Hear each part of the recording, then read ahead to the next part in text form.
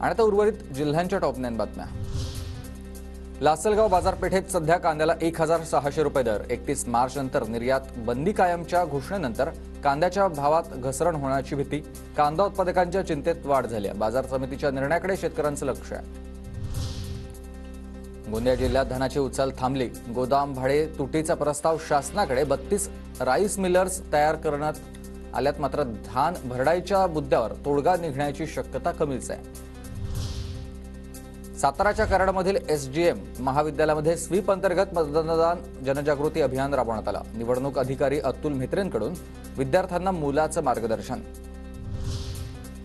निवडणुकीच्या पार्श्वभूमीवर सातारात अवैध दारू वाहतुकीवर कराड पोलिसांची कारवाई। 7 लाखांचा मुद्देमाल जप्त करण्यात आला। एकावर गुन्हा दाखल आहे।